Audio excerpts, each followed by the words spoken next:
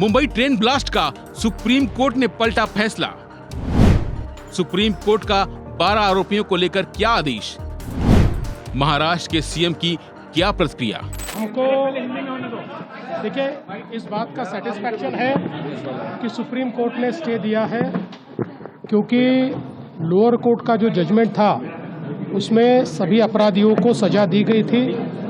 High court ने उनको बरी कर दिया, इसलिए महाराष्ट्र सरकार सुप्रीम कोर्ट आई थी और आज सुप्रीम कोर्ट ने उसके ऊपर स्टे लगाया है। मैं ऐसा मानता हूं कि ये बहुत सही कदम है। सर, क्या लगता है ये इस केस का खुला रहना कितना जरूरी है लीगल स्क्रूटनी के लिए? देखिए, अब तो सुप्रीम कोर्ट उसकी स्क्रूटनी करेगा। सर्वोच्च न्यायालय के निर्णय का स्वागत करते हैं। हमें खातरी है कि मुंबई उच्च न्यायालय ने कहीं पर जजमेंट देने में जल्दबाजी हो गई है। अब सर्वोच्च न्यायालय में महाराष्ट्र सरकार ढंग से ये सब बातें बताएंगी और सभी आरोपी जिनको फांसी की सजा दी गई है वो फांसी पर लटकेंगे, ऐसा हमें पूरा विश्वास है।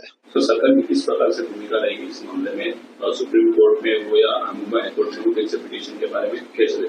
जहां पर हाईकोर्ट ने कहा कि ये गलतियां, वो सब हमने वापस सरकार ने, सरकारी वकील ने, सॉलिसिटर जनरल तुषार मेहता ने स्वयं देखा है और उन्होंने प्रेजेंटेशन सर्वोच्च न्यायालय को जो पिटीशन किए उसमें कहा है कि हाई कोर्ट से कहीं जल्दबाजी हो गई है, त्रुटि रह गई है।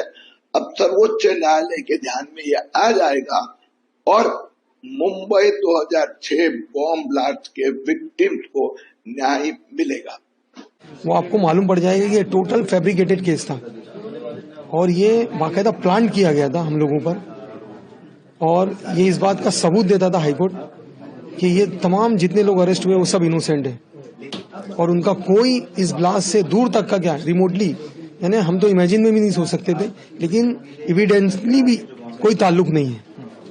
और सुप्रीम कोर्ट के अंदर जो अपील की गई है वो इसी बात को की गई है कि ये जो लैंडमार्क जजमेंट आया है, ये लैंडमार्क जजमेंट का बेनिफिट जो महाराष्ट्र में या दूसरी जगह जो एमसीयूसी की केसेस चल रहे हैं उसके ऊपर कोई बेनिफिट ना हो या उस जजमेंट से कोई बेनिफिट ना ले उस वक्त तक, जब तक सुप्रीम कोर्ट पूरे केस के ऊपर अपना फैसला ना सुनाए। ये उस ताल्लुक से जजमेंट है और सुप्रीम कोर्ट ने इस बात को क्लियर किया है कि जो इनोसेंट लोग रिहा हुए हैं वो रिहा ही रहेंगे, उनके ऊपर कोई आंच नहीं आने वाली है। और हमको ये उम्मीद है कि जिस तरह हमने ट्रायल कोर्ट में अपने फेथ को ना खोते हुए अपनी हिम्मत से कि हम इनोसेंट हैं और हमको अपना सबूत पेश करना चाहिए, और इस उम्मीद पर कि इंशाल्लाह हमको इंसाफ मिलेगा, हमको लॉ ऑफ द लैंड पर पूरा भरोसा था। मेरा नाम सोहेल शेख है। सोहेल भाई, आज जो सुप्रीम कोर्ट ने स्टे दिया है, क्या कहेंगे उसके ऊपर? कैसा क्या? वो एक जुडिशियल प्रोसीजर होता है वो, कि जब दो पार्टी, एक पार्टी का अपील करती है किसी मैटर में तो वो supreme court high court stage देते हैं जनरली, बस वो है। ये एक नॉर्मल एक कॉमा है सिर्फ वो।